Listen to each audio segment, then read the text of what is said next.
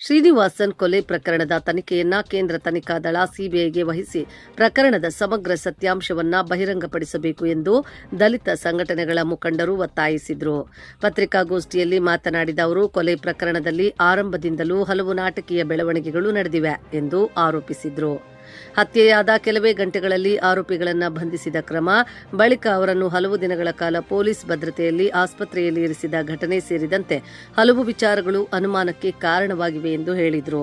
ಶ್ರೀನಿವಾಸನ್ ಅವರಿಗೆ ಶ್ರದ್ಧಾಂಜಲಿ ಸಲ್ಲಿಸಿದ ಸಭೆಯಲ್ಲಿ ಅವರ ಪತ್ನಿ ಚಂದ್ರಕಲಾ ಅವರು ನನಗೆ ನ್ಯಾಯ ಕೊಡಿಸಿ ಎಂದು ಸಾರ್ವಜನಿಕವಾಗಿ ಮನವಿ ಮಾಡಿದರು.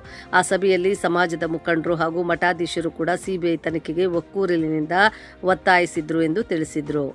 ಪ್ರಕರಣವನ್ನು ಸಿಬಿಐಗೆ ವಹಿಸುವಂತೆ ಹೈಕೋರ್ಟ್ ಆದೇಶ ನೀಡಿದ ಬಳಿಕವೂ ರಾಜ್ಯ ಸರ್ಕಾರ ಸುಪ್ರೀಂ ಕೋರ್ಟ್ ಮೆಟ್ಟಿಲೇರಿದ್ದು ಸಿಬಿಐ ತನಿಖೆಯನ್ನ ವಿಳಂಬಗೊಳಿಸುವ ಪ್ರಯತ್ನ ನಡೆದಿದೆ ಎಂದು ಅವರು ಆರೋಪಿಸಿದರು. ನಂತರ ಸುಪ್ರೀಂ ಕೋರ್ಟ್ ಪ್ರಕರಣವನ್ನು ಮರುಪರಿಶೀಲನೆಗಾಗಿ ಹೈಕೋರ್ಟ್ಗೆ ವಾಪಸ್ ಕಳಿಸಿದ್ದು, ಈ ಸಂದರ್ಭದಲ್ಲಿ ರಾಜ್ಯ ಸರ್ಕಾರ ಸಿಬಿಐ ತನಿಖೆಗೆ ಯಾವುದೇ ವಿರೋಧ ವ್ಯಕ್ತಪಡಿಸದೆ ಸಹಕರಿಸಬೇಕು ಎಂದು ಆಗ್ರಹಿಸಿದರು. ಪ್ರಕರಣದ ಹಿಂದೆ ಇರುವ ಸಂಚುಕೋರರು, ಪ್ರಭಾವಿ ವ್ಯಕ್ತಿಗಳು ಹಾಗೂ ಪಿತೂರಿಯ ಸಂಪೂರ್ಣ ಸತ್ಯ ಹೊರಬರಬೇಕಾದರೆ ಸಿಬಿಐ ತನಿಖೆಯೊಂದೇ ಮಾರ್ಗ ಎಂದು ಅವರು ಅಭಿಪ್ರಾಯಪಟ್ಟರು. 3 ವರ್ಷಕ್ಕೂ ಹೆಚ್ಚು ಕಾಲ ಕಳೆದರೂ ನ್ಯಾಯ ದೊರಕಿಲ್ಲ ಎಂದು ಅಸಮಾಧಾನ ವ್ಯಕ್ತಪಡಿಸಿದರು. ಇದೇ ತಿಂಗಳ 7ರಂದು ಕೋಲಾರ ಜಿಲ್ಲೆಯ ಶಾಸಕರು ಹಾಗೂ ವಿಧಾನ ಪರಿಷತ್ ಸದಸ್ಯರ ಮನೆ ಮತ್ತು ಕಚೇರಿಗಳ ಮುಂದೆ ಧರಣಿ ನಡೆಸಲಾಗುವುದು ಎಂದು ಘೋಷಿಸಿದರು. ಅಲ್ಲದೆ 13ರಂದು ಆರಂಭವಾಗುವ ವಿಧಾನಸಭೆ ಅಧಿವೇಶನದಲ್ಲಿ ಈ ಪ್ರಕರಣವನ್ನು ಚರ್ಚೆಗೆ ತೆಗೆದುಕೊಳ್ಳಬೇಕು ಎಂದು ಸರ್ಕಾರವನ್ನು ಒತ್ತಾಯಿಸಿದರು. ಅಧಿವೇಶನದಲ್ಲಿ ಸ್ಪಷ್ಟ ಭರವಸೆ ದೊರೆಯದಿದ್ದರೆ ವಿಧಾನಸಭೆ ಅಧಿವೇಶನ ಮುಗಿಯುವವರೆಗೆ ಬೆಂಗಳೂರಿನಲ್ಲಿ ನಿರಂತರ ಧರಣಿ ನಡೆಸಲಾಗುವುದು ಎಂದು ಎಚ್ಚರಿಕೆ ನೀಡಿದರು. ಪ್ರಕರಣಕ್ಕೆ ಸಂಬಂಧಿಸಿದಂತೆ ತಮ್ಮ ಬಳಿ ಹಲವು ದಾಖಲೆಗಳು ಇದ್ದು, ಸೂಕ್ತ ಸಂದರ್ಭದಲ್ಲಿ ಅವುಗಳನ್ನು ಬಹಿರಂಗಪಡಿಸಲಾಗುವುದು ಎಂದು ಅವರು ತಿಳಿಸಿದರು. ಶ್ರೀನಿವಾಸನ್ ಕೊಲೆ ಪ್ರಕರಣದಲ್ಲಿ ಸಂಪೂರ್ಣ ನ್ಯಾಯ ದೊರಕುವವರೆಗೆ ಹೋರಾಟ ಮುಂದುವರಿಯಲಿದೆ ಎಂದು ಹೇಳಿದರು. ಬೆನ್ನೆಲುಬಾಗಿ ಕೂಡ ಒಂದಷ್ಟು ನಿಂತ ವ್ಯಕ್ತಿಗಳಲ್ಲಿ ಶ್ರೀನಿವಾಸನ್ ಅವರು ಕೂಡ ನಮ್ಮ ಹೋರಾಟಗಳಿಗೆ ಒಂದಷ್ಟು ಶಕ್ತಿಯನ್ನು ತುಂಬುತ್ತಾ, ಅನ್ಯಾಯಗಳನ್ನ ಎದುರಿಸಲಿಕ್ಕೆ ನಮಗೆ ಸ್ಫೂರ್ತಿಯನ್ನು ತುಂಬುತ್ತಾ, ಧೈರ್ಯವನ್ನು ತುಂಬುತ್ತಾ ಬಂದಂತವರು ಹಗಲಲ್ಲಿ ಕೊಲೆ ಆಗಿ ಹೋಗ್ತಾರೆ. ಆ ಕೊಲೆಯಾದ ವಿಚಾರವನ್ನು ತಿಳಿದಾಗ ಸಮಾಜದಲ್ಲಿ ಒಂದು ಭಯದ ವಾತಾವರಣವನ್ನು ಸೃಷ್ಟಿ ಮಾಡಬೇಕಂತ ಏನು ಆ ಹಿಂದಿನ ಶಕ್ತಿಗಳು ಕೆಲಸ ಮಾಡ್ತಿದ್ವು, ಅವರು ಬೇಡ ಬೇಯಿಸ್ಕೊಳ್ಳಿಕ್ಕೋ ಅಥವಾ ಆ ಭಯದ ವಾತಾವರಣವನ್ನು ಸೃಷ್ಟಿ ಮಾಡ್ಲಿಕ್ಕೋ ಅಥವಾ ಒಂದು ಸಮುದಾಯವನ್ನು ಹತ್ತಿಕ್ಕೆ ತನ್ನ ತೆಕ್ಕೆಗೆ ತಗೊಳ್ಳಿಕ್ಕೋ ಈ ಒಂದು ಘಟನೆ ನಡೆದೋಗ್ತದೆ. ಈ ಘಟನೆ ನಡೆದಿದ್ದು ಮಾಧ್ಯಮದವರು ಅಂದಿನಿಂದ ಇಂದಿನವರೆಗೂ ಕೂಡ ತುಂಬಾ ಸೂಕ್ಷ್ಮವಾದನ್ನು ಗಮನಿಸಿ ಆ ಸತ್ಯದ ಹಾದಿಯನ್ನು ಹೊರಗೆ ತರಬೇಕು. ಆ ಒಂದು ಕೊಲೆ ಮಾಡಿದವರ ಶಕ್ತಿ, ಸಾಮರ್ಥ್ಯ ಮತ್ತು ಅವರ ಆರ್ಥಿಕ ಮತ್ತು ಸಾಮಾಜಿಕ ಪರಿಸ್ಥಿತಿಗಳೇನು, ಅವರು ಹಿಂದೆ ನಿಂತು ಮಾಡ್ತಿರೋ ಯಾಕೆ, ಯಾರಿದ್ದಾರೆ ಅನ್ನೋ ಅನುಮಾನಗಳು ಹುಟ್ಟಲಿಕ್ಕೆ ಕೆಲವು ನಡವಳಿಕೆಗಳು ಸಮಾಜದಲ್ಲಿ ಚರ್ಚೆಗೆ ಬಂದವು. ಹಾಗಾಗಿ ಹೋರಾಟಗಾರರಾದಂತಹ ಎಲ್ಲಾ ಹೋರಾಟಗಾರರು ಕೂಡ ಅದರ ಬೆನ್ನತ್ತಿ ಒಂದಷ್ಟು ವಿಚಾರಗಳನ್ನ ತಿಳ್ಕೊಂಡಾಗ ನಮಗೂ ಕೂಡ ಒಂದಷ್ಟು ವಿಚಾರಗಳು ಗೊತ್ತಾಗ್ತಾ ಹೋಯ್ತು. ಅಣ್ಣ ಹೇಳಿದಂತಹ ಒಂದಷ್ಟು ವಿಚಾರಗಳನ್ನ ನಾನು ಮತ್ತೆ ನಿಮ್ ಮುಂದೆ ಕೆಲವು ವಿಚಾರಗಳ ಮುಂದೆ, ಯಾಕೆ ನಾವು ಸಿಬಿಐಗೆ ಕೊಡ್ಲೇಬೇಕು, ಪೊಲೀಸರು ಯಾಕೆ ಸರಿಯಾದಂತ ವಿಚಾರಣೆಯನ್ನ ಮಾಡಲಿಲ್ಲ, ಅದು ಮತ್ತೆ ವಿಚಾರಣೆ ಆಗದೆ ಇದ್ದಾಗ ನಾವು ಹೋರಾಟಗಳು ಮಾಡಿದಾಗ ಸಿಐಡಿ ಹೋಯ್ತು, ಸಿಐಡಿ ಯಾಕೆ ಅದನ್ನ ನಿಧಾನಗತಿಯಲ್ಲಿ ಮಾಡ್ತಾ ಹೋದ್ರು, ಇವೆಲ್ಲವನ್ನ ನೋಡಿದಾಗ ಯಾರೋ ಒಂದು ಪ್ರಬಲವಾದಂತ ಒಂದು ಕೈ ಕೆಲಸ ಮಾಡ್ತಾ ಇದೆ. ಇಲ್ಲ ಅಂತಂದ್ರೆ ಅಷ್ಟು ದೊಡ್ಡ ಮುಖಂಡ, ಜಿಲ್ಲಾ ಪಂಚಾಯತ್ ಅಧ್ಯಕ್ಷರಾಗಿದ್ದಂತವರು, ನಮ್ಮೆಲ್ಲರಿಗೂ ಈ ಜಿಲ್ಲೆಯಲ್ಲಿ ಪ್ರಮುಖವಾಗಿ ಕಾಣಿಸಿಕೊಂಡಂತಹ ಒಂದು ಮುನ್ನೆಲೆಯಲ್ಲಿದ್ದಂತಹ ಫ್ರಂಟ್ ಲೈನ್ ಲೀಡರ್ ಅಂತ ಏನ್ ಕರಿತಿದ್ವು, ಅಂತ ಲೀಡರ್ ಕೊಲೆ ಆದ್ರೆ ಅದು ಕಾಂಗ್ರೆಸ್ ಸರ್ಕಾರ ಇದ್ದಾಗಲೇ ಕಾಂಗ್ರೆಸ್ ಮುಖಂಡನ ಕೊಲೆ ಆದರೂ ಕೂಡ ಅದು ಕಾಂಗ್ರೆಸ್ ಸರ್ಕಾರನೇ ಈ ಒಂದು ಕೇಸು ವಿರುದ್ಧವಾಗಿ ಸುಪ್ರೀಂ ಕೋರ್ಟ್ ಹೋಗುವಂತಹ ಒಂದು ಪರ್ಸನಲ್ ಆಗಿ ಒಂದು ಸ್ವಂತ ಆಸಕ್ತಿ ಯಾಕೆ ಬಂತು, ಈ ಒಂದು ನೋವುಗಳು ನಮ್ಮೆಲ್ಲರಲ್ಲೂ ಚರ್ಚೆ ಆಗ್ತಾ ಬಂತು. ಅದಕ್ಕೆ ಎಲ್ಲರೂ ಕೂಡ ಹೋರಾಟಗಾರರೆಲ್ಲ ಸೇರಿ ಇದು ಮೊನ್ನೆ ನ್ಯಾಯಾಲಯದಲ್ಲಿ ಈ ಒಂದು ವಿಚಾರಣೆ ನಡೀತಾ ಇದೆ. ಆದ್ರೂ ಕೂಡ ನಾವು 13ನೇ ತಾರೀಕು ಸೆಷನ್ ಆರಂಭ ಆಗಿರೋದಕ್ಕಾಗಿ ಎಲ್ಲರ ಮೇಲೇನೂ ಕೂಡ ನಮ್ಮ ಜಿಲ್ಲೆಯ ಎಲ್ಲಾ ಶಾಸಕರ ಮೇಲೆ ಒತ್ತಡವನ್ನು ತಂದು ಈ ವಿಚಾರ ಸೆಷನ್ ಅಲ್ಲಿ ಚರ್ಚೆ ಆಗಬೇಕು. ಸಾಧ್ಯವಾದಷ್ಟು ಸಿಬಿಐಗೆ ಸರ್ಕಾರನೇ ಕೊಡಬೇಕು. ಇದರ ಹಿನ್ನೆಲೆ ಯಾರಿದ್ದಾರೆ, ಅದು ಬಲಿಷ್ಠವಾದ ಕೈಗಳು ಯಾಕೆ ಈ ಕೆಲಸ ಮಾಡ್ತಾ ಇದೆ, ಒಂದು ಸಮುದಾಯವನ್ನು ಹತ್ತಿಕ್ಕುವಂತ ಕೆಲಸ ಮಾಡಿ ಇವರು ಸಾಧಿಸೋದಾದ್ರೇನು, ಸಮಾಜದಲ್ಲಿ ಮನುಷ್ಯರನ್ನ ಯಾವುದೇ ಸಮಸ್ಯೆಗಳು ಬಂದಾಗ ಎದುರಾಳಿಗಳನ್ನ ರಾಜಕೀಯವಾಗಿ, ಸಾಮಾಜಿಕವಾಗಿ, ಆರ್ಥಿಕವಾಗಿ ಎದುರಿಸಬೇಕು. ಈ ರೀತಿ ಮನುಷ್ಯರನ್ನೇ ಇಲ್ಲವಾಗಿಸುವಂತಹ ಇವತ್ತು ಬಂದಿದೆ. ಈ ಒಂದು ಗೋಮುಖ ವ್ಯಾಘ್ರಗಳು ಆಚೆ ಬರಬೇಕು ಅಂತ ನಾವು ಈ ಹೋರಾಟವನ್ನು ಮಾಡ್ತಾ ಇದ್ದೀವಿ. ಏನಾಯ್ತು ಅಂತಂದ್ರೆ 23/10/2023 ಸೇಡನ್ನು ಕೊಲೆ ಆಗ್ತದೆ. ಅಲ್ಲಿಗೆ 24/10/23 4 ಗಂಟೆಗೆ ಆರೋಪಿಗಳನ್ನ ಎಲ್ಲ ದಸ್ತಗಿರಿ ಅರೆಸ್ಟ್ ಮಾಡ್ತಾರೆ. ಅಲ್ಲಿ ಕೆಲವು ವಿಚಾರಗಳು ನಮ್ಮ ಗಮನಕ್ಕೆ ಬಂದು ನಿಮ್ಗೆ ಹೇಳ್ತಾ ಹೋಗ್ತೀವಿ. 3 ಜನನ 15 ದಿನಗಳ ಕಾಲ ಆಸ್ಪತ್ರೆಯಲ್ಲಿ ಇಡ್ತಾರೆ. ಅಲ್ಲಿ ಆಸ್ಪತ್ರೆಯಲ್ಲಿ ಕೊಟ್ಟಂತಹ ದಾಖಲೆಗಳಿದೆ. ಅವರಿಗೆ ಸಿಕ್ಕಾಪಟ್ಟ ಗಾಯಗಳಾಗಿದೆ, ನೀವು ಡಿಸ್ಚಾರ್ಜ್ ಮಾಡಬಹುದು ಅಂತ ಹೇಳಿದ್ರು ಕೂಡ ಅವತ್ತಿದ್ದಂತಹ ಅಧಿಕಾರಿಗಳು, ಪೊಲೀಸ್ ಅಧಿಕಾರಿಗಳನ್ನ ಬಲವಂತವಾಗಿ ಅಲ್ಲೇ ಇರಿಸ್ತಾರೆ. ಅಲ್ಲಿಂದ ನಮ್ಗೆ ಆರಂಭ ಆಗ್ತದೆ ಅನುಮಾನಗಳು, ಇದರಿಂದ ಯಾರು ಇದ್ದಾರೆ ಅಂತ ಹೇಳಿ. ಅಲ್ಲಿಂದ ಮುಂದೆ ಹೋಗ್ತಾ ಅಲ್ಲಿ ಆರೋಪಿಗಳು ಹಾಕಿದಂತಹ ಬಟ್ಟೆಗಳನ್ನ ಯಾವುದೇ ತನಿಖೆಯಲ್ಲೂ ಕೂಡ ಅಂತಹ ಒಂದು ಮೇಜರ್ ಆಗಿರುವಂತಹ ಕೇಸಲ್ಲಿ ಆರೋಪಿಗಳು ಹಾಕಿದಂತಹ ಬಟ್ಟೆಗಳನ್ನ ಅವರು ಸುಪರ್ದಿಗೆ ತಗೋಬೇಕಾಗಿತ್ತು, ಅದು ಮಾಡಲಿಲ್ಲ. ಮತ್ತೆ ಅವರ ಹತ್ತಿದ್ದಂತಹ ಮೊಬೈಲ್ಗಳನ್ನ ಕಲೆಕ್ಟ್ ಮಾಡಬೇಕಾಗಿತ್ತು, ಮೊಬೈಲ್ ಕಲೆಕ್ಟ್ ಮಾಡಲಿಲ್ಲ. ಆರೋಪಿಗಳು ಓಡುವಾಗ ಕೆಲವೊಂದು 4 ಜನದ್ದು ಓಡುವಾಗ ಮೊಬೈಲ್ಗಳು ಬಿದ್ದೋಯ್ತು ಅಂತ ಹೇಳ್ತಾರೆ. ಅದನ್ನ ಮತ್ತೆ ಅವರು ಅಲ್ಲಿಗೆ ಬಿಟ್ಟಿರ್ತಾರೆ, ಅದು ಮುಂದೆ ಆಗ್ಲಿಲ್ಲ. 4 ಜನದ್ದು ಹಂಗೆ ಇದ್ದೋಯ್ತು. ಆಮೇಲೆ ಅಲ್ಲಿಂದ ಪೊಲೀಸರು ಪೂರ್ಣ ಪ್ರಮಾಣದಲ್ಲಿ ಆಯುಧಗಳನ್ನ ಕಲೆಕ್ಟ್ ಮಾಡಲಿಲ್ಲ. ಇದು ನಮಗ್ ಗೊತ್ತಾಗಿದೆ ಯಾವಾಗ ಅಂತಂದ್ರೆ, ಇದು CID ನಾವೆಲ್ಲ ಹೋರಾಟಗಳು ಮಾಡಿ CID ಹೋದ್ಮೇಲೆ ಆ 1 ತಿಂಗಳಾದ್ಮೇಲೆ 1 ತಿಂಗಳಾದ್ಮೇಲೆ 10 ಅಡಿ ನೀರಿನ ಆಳದಲ್ಲಿದ್ದಂತಹ ಒಂದು ಆಯುಧವನ್ನ CID ಅವರು ತೆಗಿತಾರೆ. ಪೊಲೀಸರು ಯಾಕೆ ಮಾಡ್ಲಿಲ್ಲ ಅನ್ನುವಂಥದ್ದು ಮತ್ತೆ ಆ ಚರ್ಚೆ, ಅನುಮಾನಗಳು ಆರಂಭ ಆಗ್ತಾ ಬಂತು. 1 ತಿಂಗಳಾದ್ಮೇಲೆ ಅವರು ಪೊಲೀಸರು ಅಲ್ಲಿ ಚರ್ಚೆ ಆದಾಗ ಅಥವಾ ಮಾನ್ಯ ನ್ಯಾಯಾಲಯದಲ್ಲಿ ಈ ಪ್ರಶ್ನೆ ಬಂದಾಗ ನಾವು ಅದನ್ನ ಗಮನಿಸಿದಾಗ ಆಗಿದ್ದು, 10 ಅಡಿ ನೀರಿನಲ್ಲಿ ಇದ್ದುದನ್ನ ಪೊಲೀಸರು ತೆಗೆಯೋದೇನು ದೊಡ್ಡ ಕಷ್ಟ ಆಗಿರ್ಲಿಲ್ಲ. CID ಅವರು ತೆಗೆದಿದ್ದು ಪೊಲೀಸರೇ ತೆಗಿಬೋದಾಗಿತ್ತು. ಅಲ್ಲಿ ನಮಗೆ ಪೊಲೀಸ್ ತನಿಖೆ ಮೇಲೆ ಆ ಒಂದು ಅನುಮಾನಗಳು ಆರಂಭ ಆಗಿ ನಾವು CBI ಹೋಗ್ಬೇಕಂತ ಹೋರಾಟಗಳನ್ನು ಮಾಡ್ತೀವಿ. ಅದಾದ್ಮೇಲೆ CID ಹೋದ್ಮೇಲೆ ಒಂದಷ್ಟು ಲಿಸ್ಟ್ ಅನ್ನ ಕೇಳ್ತಾರೆ ಮೇಡಮ್ ಅವರನ್ನ. ನಾವೆಲ್ಲ ಹೋರಾಟಗಾರರ ಜೊತೆ ಇದ್ದಾಗ ಅವರು ಒಂದಷ್ಟು ಲಿಸ್ಟ್ ಕೊಡ್ತಾರೆ ಯಾರ್ಯಾರು ಅನುಮಾನಗಳಿತ್ತು ಅಂತ. ಕೊಟ್ಟ ಮೇಲೆ ತಕ್ಷಣಕ್ಕೆ ಯಾರನ್ನು ಅವರು ವಿಚಾರಣೆ ಮಾಡಿಲ್ಲ. 4-5 ತಿಂಗಳಾದ್ಮೇಲೆ ನಾಮಕಾವಸ್ಥೆಗೆ ಅವರನ್ನ ಒಂದಷ್ಟು ವಿಚಾರಣೆ ಮಾಡಿ ಕಳಿಸ್ಬಿಡ್ತಾರೆ. ಹಾಗಾಗಿ ಇವತ್ತು ಇಷ್ಟು ವಿಚಾರಗಳನ್ನ ಹಿರಿಯರು ಹೇಳ್ದಂಗೆ ನಾವು ಅದನ್ನು ಏಕೀಭವಿಸ್ತಾ ಇಷ್ಟೆಲ್ಲ ವಿಚಾರಗಳಾದ್ಮೇಲೆ ಇವರು ಮಾರ್ಚ್ 2025ರಲ್ಲಿ ಹೈಕೋರ್ಟ್ ಒಂದು ಮಹತ್ವದ ತೀರ್ಪನ್ನು ಕೊಡ್ತದೆ. ಏನಂತಂದ್ರೆ ಇದನ್ನ CBIಗೆ ಒಪ್ಪಿಸಬೇಕು. ಅಲ್ಲಿ ಒಂದು ಹೇಳಿಕೆ ಕೂಡ ಕೊಡ್ತದೆ. ಒಂದು ಆಳವಾದ ನೀರಿನಲ್ಲಿ ಸತ್ಯವನ್ನ ಅಡಿಸಿದ್ದಾರೆ. ಅದಕ್ಕಾಗಿ ಡೇ 1 ಇಂದ ಇದರ ತನಿಖೆ ಆರಂಭ ಆಗಿ 3 ತಿಂಗಳ ಒಳಗಾಗಿ CBI ಈ ಒಂದು ಮಾಹಿತಿಯನ್ನು ಕೊಡಬೇಕು ಅಂತ ಮಾನ್ಯ ಹೈಕೋರ್ಟ್ ಹೇಳ್ತದೆ. ಹೇಳಿದಾದ್ಮೇಲೆ ಏಪ್ರಿಲ್ 2025ರಲ್ಲಿ ಇದೇ ಕಾಂಗ್ರೆಸ್ ಸರ್ಕಾರ CBI ಕೊಡಬಾರದು ಅಂತ ಹೇಳಿ ಸುಪ್ರೀಂ ಕೋರ್ಟ್ಗೆ ಅರ್ಜಿ ಆಗ್ತದೆ. ಆವಾಗ ನಮಗೆ ಎಲ್ಲಾ ಅನುಮಾನಗಳಿಗೂ ಒಂದು ಫಲ ಬಂತು. ನಮ್ಮ ಅನುಮಾನ ಇನ್ನಷ್ಟು ಜಾಸ್ತಿ ಆಯ್ತು. ಈ ಒಂದು ಕಾಂಗ್ರೆಸ್ ಸರ್ಕಾರಕ್ಕಾಗಿ ದುಡಿದಂತಹ ದಲಿತ ಮಕ್ಕಳ ಕೊಲೆಯನ್ನೇ CBI ಕೊಡ್ಲಿಕ್ಕೆ ಒಪ್ಪದೆ ನೀವು ಈ ರೀತಿಯಾದಂತಹ ಧೋರಣೆಗಳು ತೋರಿಸ್ತಾ ಇರ್ಬೇಕಾದ್ರೆ ಇದರಿಂದ ಯಾರೋ ಬಲವಾದಂತಹ ಶಕ್ತಿಗಳು ಇದಾವೆ. ದಯಮಾಡಿ ಆ ಶಕ್ತಿಗಳನ್ನು ಆಚೆ ತರಬೇಕಾದ್ರೆ ತಾವುಗಳು ಸರ್ಕಾರದ ವತಿಯಿಂದಾನೆ ಇದು ಮಾನ್ಯ ಹೈಕೋರ್ಟ್ ಅಲ್ಲಿ ಕೇಸ್ ನಡೀತಾ ಇದೆ. ಆದ್ರೂ ಕೂಡ ನಾವು ಸರ್ಕಾರದ ಮೇಲೆ ಒತ್ತಡ ಮಾಡ್ತಾ ಇದ್ದೀವಿ. ದಯವಿಟ್ಟು ನೀವು ಈ ಕೇಸನ್ನು CBI ಕೊಡಬೇಕು, ಸತ್ಯವನ್ನು ಹೊರಗೆ ತರಬೇಕು. ಭಯದ ವಾತಾವರಣ ಸೃಷ್ಟಿಯಾಗಿರುವಂತಹ ಈ ಸಮಾಜದಲ್ಲಿ ಮತ್ತೆ ನಮ್ಮ ಸಮುದಾಯದಲ್ಲಿ ಧೈರ್ಯವನ್ನು ತುಂಬುವಂತಹ ಸತ್ಯವನ್ನು ಕೊಡುವಂತ ಕೆಲಸ ಮಾಡ್ಬೇಕಂತ ಹೇಳ್ತಾ ನಾವು ಈ ಕೊಲೆ ವಿಚಾರದಲ್ಲಿ ನಮಗೆಲ್ಲ ಗೊತ್ತಿದೆ ಏನೆಲ್ಲ ನಾಟಕೀಯ ಬೆಳವಣಿಗೆಗಳು ಆದವು ಅಂತೇಳಿ. ಕೊಲೆಯಾದ 24 ಗಂಟೆಯಲ್ಲಿ ಆರೋಪಿಗಳನ್ನ ನಾಟಕೀಯ ರೀತಿಯಲ್ಲಿ ಬಂಧಿಸಿದಂತ ಪೊಲೀಸ್ ನಡತೆ, ಅದಾದ್ಮೇಲೆ ಅವಶ್ಯಕತೆ ಇಲ್ಲದೇ ಇದ್ರೂ ಕೂಡ 15 ದಿನಗಳ ಕಾಲ ಆಸ್ಪತ್ರೆಯಲ್ಲಿ ಅವರನ್ನ ಪೊಲೀಸ್ ರಕ್ಷಣೆಯಲ್ಲಿ ಉಳಿಸಿ ಅವರನ್ನ ಮುಂದಿನ ದಿನಗಳಲ್ಲಿ ಜೈಲಿಗೆ ಕಳಿಸಿರ್ತಕ್ಕಂಥ ಅದೊಂದು ಬೆಳವಣಿಗೆ. 3ನೇದು ಶ್ರೀನಿವಾಸಪುರದಲ್ಲಿ ಶ್ರೀನಿವಾಸನ್ ಅವರ ಒಂದು ಶ್ರದ್ಧಾಂಜಲಿ ಸಭೆ ಮಾಡೋ ದಿವಸ ಬಹಳ ದೊಡ್ಡ ಸಭೆ ನಡೆದಾಗ ಶ್ರೀನಿವಾಸನ್ ಅವರ ಪತ್ನಿ ಡಾಕ್ಟರ್ ಚಂದ್ರಕಲಾ ಅವರು ಸೆರಗೊಡ್ಡಿ ನನಗೆ ನ್ಯಾಯ ಕೊಡಿ ಅಂತೇಳಿ ಬಹಿರಂಗವಾಗಿ ಕೇಳುವಂತ ಸಂದರ್ಭದಲ್ಲಿ ಅವತ್ತು ಬಂದಿದ್ದಂತಹ ಸಮಾಜದ ಎಲ್ಲ ಮುಖಂಡರು ಮತ್ತು ಕೆಲವು ಮಠಗಳ ಸ್ವಾಮೀಜಿಗಳು ಸಮಕ್ಷಮದಲ್ಲಿ ನಡೆದಂತ ಸಭೆ ಒಕ್ಕೊರಲಿನ ಒತ್ತಾಯ ಆಗಿತ್ತು ಸಿಬಿಐ ತನಿಖೆ ಆಗಬೇಕು ಅಂತೇಳಿ. ಅದರ ಪ್ರಕಾರ ಡಾಕ್ಟರ್ ಚಂದ್ರಕಲಾ ಅವರು ಈ ಹೋರಾಟವನ್ನ ಮುಂದುವರಿಸ್ತಾ ಕೊನೆಗೆ ಸಿಬಿಐ ಆದೇಶಕ್ಕೆ ಬರುತ್ತೆ. ಸಿಬಿಐ ಆದೇಶ ಆಗ್ಬೇಕು ಅಂತೇಳಿ ಹೈಕೋರ್ಟ್ ಆದೇಶ ಮಾಡುತ್ತೆ.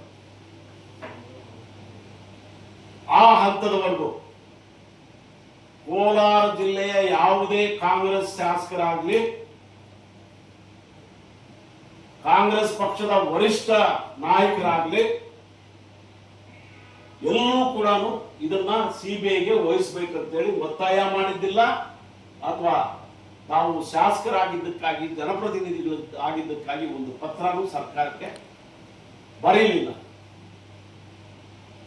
ನಾವು ದಲಿತ ಸಂಘಟನೆಗಳ ಒಕ್ಕೂಟ ಫ್ರೀಡಂ ಪಾರ್ಕ್ ಅಲ್ಲಿ ದೊಡ್ಡ ಪ್ರತಿಭಟನೆ ಮಾಡಿ ಸರ್ಕಾರಕ್ಕೆ ಮನವಿ ಪತ್ರ ಕೊಟ್ಟಿದ್ದಾದ್ಮೇಲೆ ಆಗಿನ ಗೃಹ ಸಚಿವರು ಅದನ್ನ ಸಿಐಡಿ ತನಿಖೆಗೆ ಆದೇಶ ಮಾಡಿದ್ರು. ಸಿಬಿಐ ತನಿಖೆ ಮಾಡಿ ಅಂತ ನಾವು ಸಿದ್ದರಾಮಯ್ಯ ಅವರು ಖುದ್ದು ಭೇಟಿ ಮಾಡಿ ಮನವಿ ಪತ್ರ ಕೊಟ್ಟರು ಕೂಡ ಅದನ್ನು ಉದ್ದೇಶಪೂರ್ವಕವಾಗಿ ರಾಜ್ಯ ಸರ್ಕಾರದ ಹಿಡಿತದಲ್ಲೇ ಈ ಪ್ರಕರಣ ಇರಬೇಕು, ನ್ಯಾಯ ದಕ್ಕುತ್ತೋ ಇಲ್ಲ ಗೊತ್ತಿಲ್ಲ ಅಂತೇಳಿ ನಾವಿರ್ಬೇಕಾದ್ರೆ ಅನುಮಾನ ವ್ಯಕ್ತಪಡಿಸಿದ್ರೆ ಕೊನೆಗೆ ಅದು ಸಿಐಡಿ ತನಿಖೆ 3 ವರ್ಷ 9 ತಿಂಗಳಾದರೂ ಕೂಡ ಅದಕ್ಕೆ ಇದುವರೆಗೂ ಯಾವುದೇ ನ್ಯಾಯ ದಕ್ಕಿಲ್ಲ. ಆದರೆ ಚಂದ್ರಕಲಾ ಅವರು ರಾಜ್ಯ ಮಟ್ಟದ ಹಿರಿಯ ವಕೀಲರನ್ನ ಸಂಪರ್ಕ ಮಾಡಿ ಅವರ ಸಲಹೆ ತಗೊಂಡು ಸಿಬಿಐ ತನಿಖೆ ಆಗಲೇಬೇಕಂತೇಳಿ ಹೋರಾಟ ನಡೆಸುವಂತ ಸಂದರ್ಭಕ್ಕೆ ಆದೇಶ ಆಯ್ತು ಹೈಕೋರ್ಟ್ ಇಂದ. ಆದ ಆದೇಶ ಆದ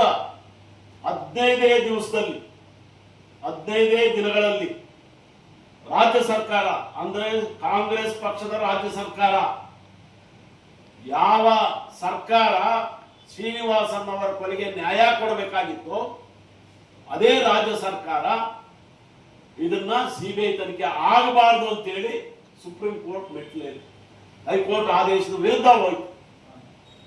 ಸುಪ್ರೀಂ ಕೋರ್ಟ್ ಆದೇಶ ಮಾಡಿದ್ದು ಈ ಪ್ರಕರಣವನ್ನ ರೀಹಿಯರಿಂಗ್ ಅಡ್ಡಿ ಕರ್ನಾಟಕ ಹೈಕೋರ್ಟ್ ಅಂತೇಳಿ ವಾಪಸ್ ಕಳಿಸ್ತು. ಅಂದ್ರೆ ಸಿಬಿಐ ತನಿಖೆಗೆ ಆದೇಶ ಮಾಡಿರ್ತಕ್ಕಂಥ ಹೈಕೋರ್ಟ್ ಪೀಠದ ಮುಂದೆನೆ ಇದು ಮತ್ತೆ ಪುನರ್ ವಿಚಾರಣೆಗೆ ಬಂತು. ಇದು ಪುನರ್ ವಿಚಾರಣೆ ಆಗಿ 1.5 ವರ್ಷ ಆಗೋಯ್ತು. ನಮಗೆ ಆತಂಕ ಆಗಿರುವಂತದ್ದು, ಯಾವ ಕಾಂಗ್ರೆಸ್ ಪಕ್ಷದ ಕಾರ್ಯಕರ್ತ, ನಿಷ್ಠಾವಂತ ಕಾರ್ಯಕರ್ತ,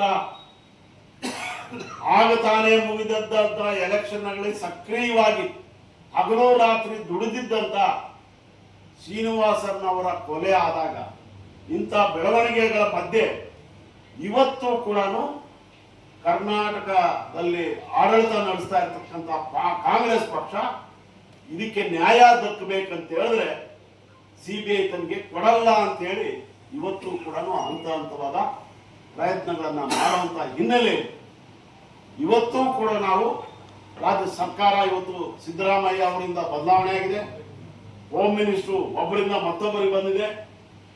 ಇಂಥ ಸಂದರ್ಭದಲ್ಲಿ ಆವತ್ತಿಂದ ನಡೆದಿರ್ತಕ್ಕಂಥ ಅಚಾತುರ್ಯವಾಗಿರ್ತಕ್ಕಂಥ ಬೆಳವಣಿಗೆಗಳು ಈ ಪ್ರಕರಣದಲ್ಲಿ ಇನ್ನು ಮುಂದೆ ಈ ರೀತಿ ಆಗಬಾರದು. ಹೊಸ ಸರ್ಕಾರ, ಹೊಸ ಮುಖ್ಯಮಂತ್ರಿ, ಹೊಸ ಗೃಹ ಮಂತ್ರಿ ಇವರು ಇರಬೇಕಾದ್ರೆ ಇದನ್ನ ಗಂಭೀರವಾಗಿ ಪರಿಗಣಿಸಿ ಏನು ಹೈಕೋರ್ಟ್ ಆದೇಶ ಮಾಡಿರೋದನ್ನ ಮರುಪರಿಶೀಲನೆ ಮಾಡೋದಕ್ಕೆ ಮರು ವಿಚಾರಣೆಗಾಗಿ ಹಾಕಿರುವಂತ ಪ್ರಕರಣದಲ್ಲಿ ಇದು ಸಿಬಿಐ ತನಿಖೆ ಆಗಲೇಬೇಕು ಅಂತೇಳಿ ಇವತ್ತಿನ ಮುಖ್ಯಮಂತ್ರಿ ನಮ್ಮ DK ಶಿವಕುಮಾರ್ ಅವ್ರನ್ನ ಒತ್ತಾಯ ಮಾಡ್ತಾ ಇದ್ವಿ. ಹೋಮ್ ಮಿನಿಸ್ಟರ್ ಆಗಿದ್ದಂಥವರೇ ಇವತ್ತು ಉಪಮುಖ್ಯಮಂತ್ರಿ ಆಗಿದ್ದಾರೆ.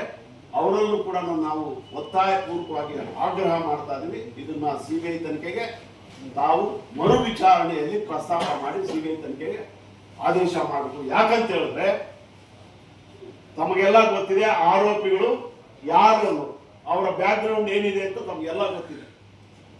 ಆ ಆರೋಪಿಗಳನ್ನ ರಕ್ಷಣೆ ಮಾಡುವ ನೆಪದಲ್ಲಿ ಇವರಿಗೆ ಕುಮ್ಮಕ್ಕು ಕೊಟ್ಟಿರ್ತಕ್ಕಂಥ ವ್ಯಕ್ತಿ ಯಾರು ಅಂತ ನಮ್ಗೆ ಪತ್ತೆ ಆಗುತ್ತೆ. ನಾವು ಬಹಳ ಕನ್ಸರ್ನ್ ಇರುವಂತದ್ದು, ನಮಗೆ ಬಹಳ ಕಾಳಜಿ ಇರತಕ್ಕಂಥದ್ದು ಈ ಕೊಲೆಗೆ ಸಂಚು ರೂಪಿಸಿರ್ತಕ್ಕಂಥ ವ್ಯಕ್ತಿ ಯಾರು, ಗುಂಪು ಯಾರು, ಶಕ್ತಿ ಯಾರು ಅನ್ನೋದು ಬಯಲಿಗೆ ಎಳೆಯತಕ್ಕಂಥದ್ದು ನಮ್ಮ ಮುಖ್ಯ ಉದ್ದೇಶ. ಸೊ ಈ ಕಾರಣಕ್ಕಾಗಿ ಇವತ್ತು ಜೈಲುಗಳಲ್ಲಿದ್ದಾರೆ. ಪಾಪ ಚಂದ್ರಕಲಾ ಅವರು ಅವರನ್ನ ಒಟ್ಟಿಗೆ ಇಟ್ರೆ, ಒಂದೇ ಜೈಲಲ್ಲಿ ಇದ್ರೆ ಪಿತೂರಿ ನಡೆಸಿರ್ತಕ್ಕಂಥ ಅವ್ರು ಬಂದು ಅವ್ರಿಗೆ ಎಲ್ಲಾ ರೀತಿಯ ಒಂದೇ ಜಾಗದಲ್ಲಿ ಸಹಾಯ ಮಾಡ್ತಾ ಇದ್ರು ಅನ್ನೋ ಕಾರಣಕ್ಕೆ ಅನುಮಾನದ ಮೇಲೆ ಅದನ್ನ ಡಿವೈಡ್ ಮಾಡಿ ಕೆಲವ್ರನ್ನ ಬಳ್ಳಾರಿ ಕಳಿಸಿದ್ರು, ಕೆಲವು ಬೆಂಗಳೂರು, ಈ ರೀತಿ ಆರೋಪಿಗಳನ್ನ ದೂರ ದೂರ ಮಾಡಿದ್ರು ಕೂಡ ಬಹಳ ಸೇಫ್ ಆಗಿದ್ದಾರೆ. ಒಂದು ಹಂತದಲ್ಲಿ ಬಹಳ ಕಾಸ್ಟ್ಲಿಯೆಸ್ಟ್ ಲಾಯರ್ನ ಅವ್ರ ಪರ ವಕಾಲತಿಗೆ ಹಾಕಿದ್ರು, ಬಹಳ ಕಾಸ್ಟ್ಲಿಯೆಸ್ಟ್ ವಕೀಲರನ್ನ. ಅಂದ್ರೆ ಹಿನ್ನೆಲೆ ಕೊಲೆ ಮಾಡಿಸಿರ್ತಕ್ಕಂಥ ವ್ಯಕ್ತಿ, ಕೊಲೆ ಮಾಡಿಸಿರ್ತಕ್ಕಂಥ ಶಕ್ತಿ ಮತ್ತು ಕುತಂತ್ರ ಇವೆಲ್ಲವೂ ಕೂಡ ಬಹಳ ಸರ್ಕಾರದ ಷಡ್ಯಂತ್ರ ಅಂತ ನಾನು ಆರೋಪ ಮಾಡ್ತಾ ಇದ್ದೀನಿ. ಅದಕ್ಕೆ ಮುಖ್ಯಮಂತ್ರಿ ಮತ್ತು ಗೃಹ ಮಂತ್ರಿಗಳೇ ಉತ್ತರ ಕೊಡಬೇಕು. ಸೊ ಹೀಗಾಗಿ ಮರು ವಿಚಾರಣೆಗೆ ಸುಪ್ರೀಂ ಕೋರ್ಟ್ ವಾಪಸ್ ಬಂದಿರತಕ್ಕಂಥ ಅದೇ ಪೀಠ, ನಾಗಪ್ರಸನ್ನ ಅವರು ಪೀಠ ಏನು ಆದೇಶ ಮಾಡ್ತು ಅದೇ ಪೀಠದ ಮುಂದೆ ಬಂದಿದೆ. ಅಂದ್ರೆ ಇದರ ಅರ್ಥ ಏನು? ಸಿಬಿಐ ತನಿಖೆ ಆಗಬಾರ್ದು ಅಂತ ಎಲ್ಲೂ ಹೇಳಿಲ್ಲ. ಸಿಬಿಐ ತನಿಖೆ ಆಗಿರೋದನ್ನ ಮರು ವಿಚಾರಣೆ ಮಾಡಿ ಹೈಕೋರ್ಟ್ ನಲ್ಲಿ ನೀವು ತೀರ್ಮಾನ ಮಾಡಿರ್ತೀವಿ. ಸಿಐಡಿ ಆಫೀಸ್ ಅಧಿಕಾರಿಗಳನ್ನ ನಾವು ಭೇಟಿ ಮಾಡಿದಾಗ ಆ ಕಡತಗಳನ್ನ ಇದುವರೆಗೂ ಹ್ಯಾಂಡ್ ಓವರ್ ಮಾಡಿಲ್ಲ. ಸಿಬಿಐ ಆದೇಶ ಆದ ತಕ್ಷಣ ಸಿಐಡಿ ತನಿಖೆಯಲ್ಲಿದ್ದಂತ ಎಲ್ಲಾ ಕಡತಗಳು ಕೂಡ ಸಿಬಿಐ ಅಧಿಕಾರಿ ಕೈ ಬರಬೇಕಾಗಿತ್ತು. ಆದ್ರೆ ಒಂದಲ್ಲ ಒಂದು ನೆಪ ಹೇಳ್ಕೊಂಡು ಅವು ಅಲ್ಲೇ ಇದಾವೆ. ಸುಪ್ರೀಂ ಕೋರ್ಟ್ಗೆ ಹೋದಂತ ಜನ ಯಾರು, ಆರೋಪಿಗಳಿಗೆ ಇವತ್ತು ಫೀಡ್ ಮಾಡ್ತಾ ಇರ್ತಕ್ಕಂಥವ್ರು ಯಾರು, ಇದೆಲ್ಲ ರಾಜ್ಯ ಸರ್ಕಾರ ಗೊತ್ತಿದೆ. ನಾನು ನೇರವಾಗಿ ಆರೋಪ ಮಾಡ್ತಾ ಇದ್ದೀನಿ. ಇದಕ್ಕೆ ನೇರ ಹೊಣೆಯನ್ನ ಮುಖ್ಯಮಂತ್ರಿಗಳೇ ಹೊರಬೇಕು, ಗೃಹ ಮಂತ್ರಿಗಳೇ ಹೊರಬೇಕು. ಆವತ್ತಿನ ಗೃಹ ಮಂತ್ರಿ ಇವತ್ತು ಉಪಮುಖ್ಯಮಂತ್ರಿ ಆಗಿದ್ದಾರೆ, ಅವ್ರು ನೇರ ಹೊಣೆ ಹೊರಬೇಕು. ಸೊ ಈ ವಿಚಾರದಲ್ಲಿ ನಾನು ಇವತ್ತು ವಿನಂತಿ ಮಾಡ್ತಾ ಇದ್ದೀನಿ. ನಮ್ಮ ಜಿಲ್ಲೆಯ ಕೋಲಾರ ಜಿಲ್ಲೆಯ MLAಗಳು ಮತ್ತು MLCಗಳು ಬಾಯಿ ಬಿಡಬೇಕು.